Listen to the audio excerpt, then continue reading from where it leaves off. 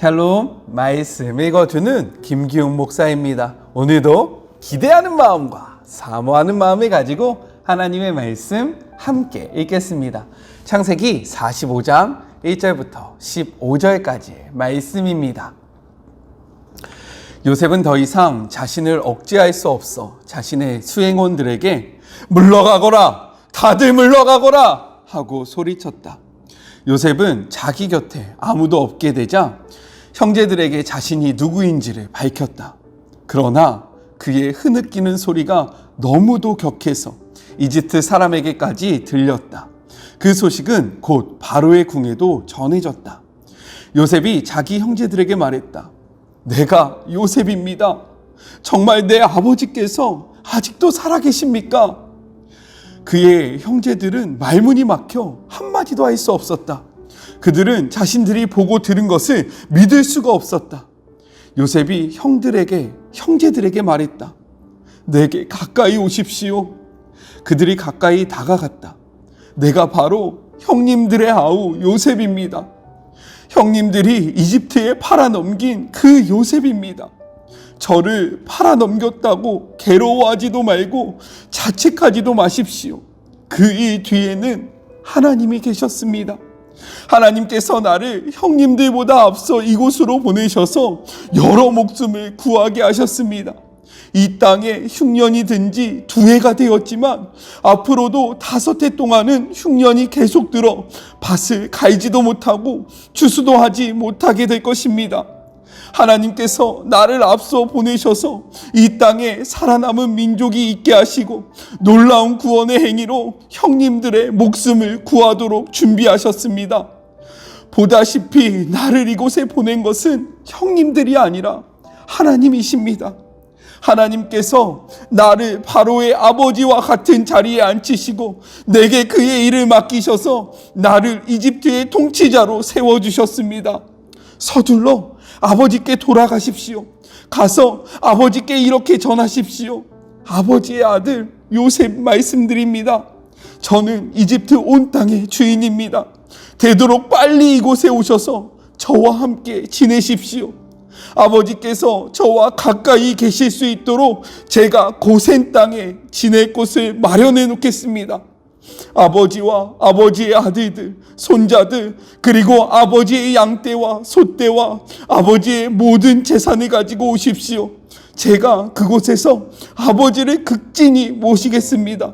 앞으로도 흉년이 5해나 더 될 텐데 아버지께 필요한 모든 것을 제가 살펴드리겠습니다. 아버지와 아버지께 딸린 모든 식구를 제가 보살피고 부족한 것이 하나도 없게 해드리겠습니다. 하고 말씀해 주십시오. 나를 보십시오. 내가 내 입으로 형님들에게 이 모든 말을 하는 것을 형님들은 물론이고 내 아우 베냐민도 직접 보고 있습니다. 내가 이집트에서 차지하고 있는 높은 지위에 대해 아버지께 말씀드리고 형님들이 이곳에서 본 것을 하나도 빠짐없이 말씀드려 주십시오. 하지만 오래 지체하지 말고 서둘러 아버지를 모시고 이곳으로 내려오십시오. 그리고 나서 요셉은 자기 아우 베냐민의 목을 껴안고 울었다. 베냐민도 요셉의 목을 껴안고 울었다. 요셉은 형들과도 한 사람씩 입을 맞추며 부둥켜 안고 울었다. 그제야 형들도 요셉과 이야기를 나눌 수 있게 되었다. 이것은 하나님의 말씀입니다. 오늘 본문은요, 내용상 3부분으로 나눠서 생각해 볼 수 있습니다. 먼저는 1절부터 3절로 정체를 밝히는 요셉이에요. 요셉은 더 이상 자신의 감정을 억누를 수 없어서 주변에 있는 자들에게 물러나라고 이야기합니다. 그가 이토록 자신의 마음을 컨트롤하지 못했던 이유는 무엇입니까? 유다와 그리고 그의 형제들이요, 자신의 동생 베냐민을 지키기 위해서 희생하는 모습이 보였기 때문인 거죠. 이러한 모습을 보고 요셉은 그제서야 자신이 누구인지를 이야기합니다. 이 이야기를 들은 형제들의 반응을 성경은 이렇게 기록하고 있어요. 3절 후반절입니다. 메시지 성경으로 먼저 볼게요. 그의 형제들은 말문이 막혀 한마디도 할 수 없었다. 그들은 자신들이 보고 들은 것을 믿을 수가 없었다라고 이야기하고요. 개역개정은요, 형들이 그 앞에서 놀라서 대답하지 못하더라라고 이야기하고 있어요. 여기서 놀라서 대답하지 못한다라는 이 단어는요, 언제 사용되었냐? 무서운 전쟁을 통해서 전신이 마비될 정도의 큰 두려움을 느낄 때 사용되었던 거예요. 그렇지 않겠습니까? 자신들이 죽이려던 요셉이요, 이제는 자신들을 죽일 수 있는 그러한 위치에 있는 거예요. 얼마나 무서웠겠어요? 얼마나 두려웠겠어요? 그러니까요, 이들의 말문이 막힌 겁니다. 저는 이 본문을 읽는데요, 한 장면이 상상되었어요. 무엇이냐면 마지막 때가 있다라는 거죠. 마치 이 형제들이 요셉 앞에 서는 그 날처럼 우리가 하나님 앞에 서는 날이 있다라는 거예요. 이러할 때에 간절히 소망하는 것은 이들이 느꼈던 두려움으로 우리가 하나님 앞에 서는 것이 아니라 우리의 삶 속에서 우리가 하나님과 동행하려고 노력하려는 그러한 모습으로 말미암아 하나님 앞에 기뻐하면서, 하나님 보셨죠? 하나님 다 알고 계시죠? 제가 얼마나 노력했는지, 제가 얼마나 주님을 사랑했는지 하나님은 다 아시죠? 라고 기뻐하며 외치는 그러한 시간이 되길 간절히 소망해 봅니다. 만약에 지금까지 그렇게 살지 못했다라면 오늘부터 하나님과 동행하시고 하나님의 뜻대로 살아가시기를 주님의 이름으로 권면합니다. 그래서 우리 마지막 때에 하나님 앞에 두려움이 아니라 기쁨으로 함께 서요. 아셨죠? 자, 두 번째는요, 4절부터 8절로 요셉의 위대한 신앙 고백인 거예요. 요셉은 형제들에게 가까이 오라고 이야기합니다. 그리고요, 이렇게 이야기해요. 4절을 같이 볼까요? 개역개정입니다. 당신들이 애굽의 판자라. 이 말뜻은 무엇이냐면요, 지금 형제들의 그 죄악을 드러내기 위해서 이러한 말을 한 것이 아니라, 형들이 너무 두려워하면서 이 말을 믿지 못하니까 형들과 그리고 자신만 아는 그러한 일을 이야기함으로 내가 진짜 요셉이야, 나를 믿어줘 라고 이야기하고 있는 거예요. 왜냐하면 그래서 5절에 이렇게 이야기하고 있는 거죠. 개역개정으로 먼저 볼까요? 근심하지 마소서, 한탄하지 마소서. 메시지 성경에는요, 저를 팔아넘겼다고 괴로워하지도 말고 자책하지도 마십시오 라고 이야기하고 있는 거예요. 큰 두려움에 사로잡혀서 자신들의 그 과거의 모습으로 인해서 자신들이 죽임을 당할까봐 염려하고 있는 자들을 향해서, 그 형들을 향해서 걱정하지 마세요, 무서워하지 마세요 라고 이야기하고요, 그 뒤에 주옥 같은 이러한 말을 고백합니다. 5절의 마지막 부분이에요. 메시지 성경으로 같이 한번 볼까요? 그 이 뒤에는 하나님이 계셨습니다. 무엇이라고요? 그 이 뒤에는 하나님이 계셨습니다. 이것은 요셉의 신앙의 고백이었고요. 그리고 창세기 37장부터 50장까지 이 긴 요셉 이야기의 핵심이라는 거예요. 다시 한번 읽어볼까요? 그 일 뒤에는 하나님이 계셨습니다. 요셉은요, 자신의 삶 속에서 선하게 역사하셨던 그 하나님의 그 계획하심과 그 역사를 바라봤다라는 거예요. 또요, 꿈을 주시고 또 놀라운 방법으로 그 꿈을 이루어 가시는 하나님의 보이지 않는 손을 바라보았다라는 거죠.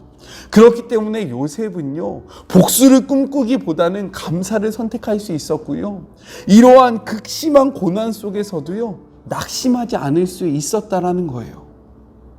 우리도 요셉과 같이 세상의 모든 일을 주관하시는 분이 하나님이라는 사실을 잊지 않으시는 그러한 하루가 되었으면 좋겠어요. 모든 사람 상황 속에서 신실하게 일하고 계시는 하나님을 발견하시는 그런 복된 하루가 되기를 소망합니다. 이 이야기가 들리지 않을 만큼 힘든 시간을 보내고 계시는 성도님들이 계실 거예요. 주의 자녀들이 계실 겁니다. 하지만요, 우리 그러한 상황 속에서 믿음의 눈을 들어서 우리와 그 상황 속에서도 함께 하시는 하나님을 바라봅시다. 하나님을 발견해 봐요. 우리의 하나님이요, 약속하셨어요. 임마누엘, 내가 너희와 영원히 함께할 것이다. 이 함께함은요, 우리가 잘 될 때만, 기쁠 때만, 우리가 형통할 때만 이루어지는 것이 아니라 우리가 고난 속에 있을 때, 고통 속에 있을 때, 정말로 너무나도 힘든 상황 속에 있을 때에도 동일하게 적용되는 말씀입니다. 이 길의 끝에서 하나님이 분명하게 말씀하실 거예요. 내가 너와 함께 했었고 너를 통해서 이루고 싶은 일들이 있었다. 우리 그날을 기대하면서요, 오늘을 견디시고 오늘을 정말로 잘 보내시고 버티시는 그런 하루가 되시길 주님의 이름으로 권면합니다. 자, 마지막 세 번째, 9절부터 15절, 고센 땅으로 가족들을 인도하는 요셉인 거예요. 요셉은 앞으로 5년 동안의 흉년이 더 남았음을 이야기하면서요, 아버지와 그리고 그의 형제들과 그에게 속한 모든 가족들을 고센 땅으로 오라고, 속히 오라고 이야기하고 있습니다. 자, 우리 여기서 지도를 한번 볼까요? 자, 보이죠? 고센 땅은 나일강 하류 삼각지에 있는 목초 지역이었어요. 그렇기 때문에 유목 생활을 하지 않았던 애굽인들에게는 크게 유용되지 않았던 땅입니다. 하지만 반면에 유목민이었던 이스라엘 사람들이 거주하기에는 너무나도 적합한 지역이었다는 거예요. 또요, 애굽 사람들이 거하지 않았기 때문에요, 많은 우상들을 섬겼던 애굽의 영향을 받지 않고 하나님을 섬길 수 있었던 그러한 장소가 바로 고센이었다라는 거예요. 자, 지도를 치우고요, 이러한 것을 다 염두하고요, 요셉은 자신의 아버지와 그리고 그의 가족들을 고센 땅으로 오라고 이야기를 하고요, 여기에서 더 나아가서 5년간의 흉년 동안 아버지와 그의 가족들이 필요한 모든 것들을 넉넉하게 제공하겠다라고 약속합니다. 왜 이렇게 할 수 있었습니까? 바로 8절의 고백 때문인 거예요. 같이 한번 읽어볼까요? 개역개정입니다. 그런즉 나를 이리로 보낸 이는 당신들이 아니요 하나님이시라. 하나님이 나를 바로에게 아버지로 삼으시고 그 온 집에 주로 삼으셨으며 애굽 온 땅의 통치자로 삼으셨나이다. 자, 나를 이리로 보낸 이는 당신들이 아니요 하나님이라 라는 이러한 고백이 있었기 때문에요, 지금 요셉은 이렇게 이야기할 수 있었다라는 거예요. 우리는 때로 하나님이 우리에게 주신 그 사명을 제대로 이해하지 못하고요, 발견하지 못할 때가 너무나도 많다라는 거죠. 하지만 요셉은요, 자신의 사명을 분명하게 발견했습니다. 우리 말씀을 한 구절 더 볼까요? 에스더 4장 14절의 말씀에는 이렇게 기록되어 있어요. 개역개정입니다. 이때에 내가 많이 잠잠하여 말이 없다면 유다인들은 다른 데로 말미암아 노임과 구원을 얻으려니와 너와 내 아버지 집은 멸망하리라. 내가 왕후의 자리를 얻은 것이 이때를 위함이 아닌지 누가 알겠느냐라고 기록하고 있는 거죠. 에스더가 왕후가 된 것은, 그리고 요셉이 총리가 된 것은요, 하나님의 일하심을 위한 것이었습니다.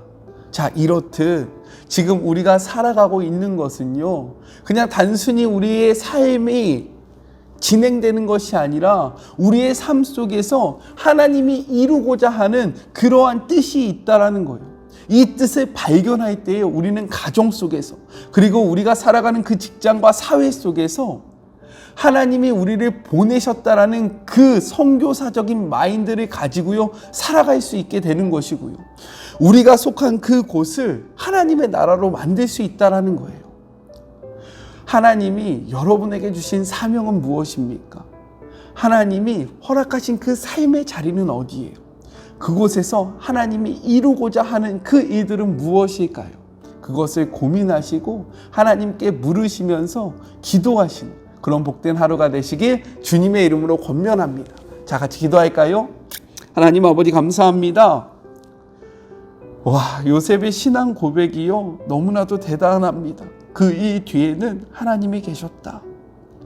우리가 상상할 수 없는 아픔과 슬픔을 견뎠던 요셉의 이야기에서 나오는, 요셉의 그 삶에서 나오는 고백입니다. 이 뒤에는 하나님이 계셨다. 하나님, 지금 우리는 너무나도 힘든 시기를 보내고 있는데요, 이 시기도요, 하나님의 일하심 안에 있음을 고백하는 우리 모두가 되게 하여 주시옵소서. 이 시계 속에서도 선하게 역사하시는 하나님의 그 일하심을 발견하는 우리 모두가 되게 하여 주시옵소서. 또한 요셉은 자신의 사명을 분명히 깨달았습니다. 우리도 마찬가지로 하나님께서 허락하신 그 삶의 자리가 왜 우리에게 있어야 하는지 분명히 깨달을 수 있도록 도와여 주시고, 우리의 삶 속에서 우리에게 원하시는 하나님의 뜻이 무엇인지를 발견하는 하루가 되게 하여 주시며, 그 뜻을 바르게 살아내는 주의 모든 자녀들이 되게 하여 주시옵소서. 너무나도 힘든 상황 속에 있는 주의 자녀들이 있을 것입니다. 하나님, 그러할 때에도 하나님을 바라보게 하시고 하나님과 동행함으로 이 모든 시기를 넉넉하게 이길 수 있는 주의 모든 자녀들이 되게 하여 주시옵소서.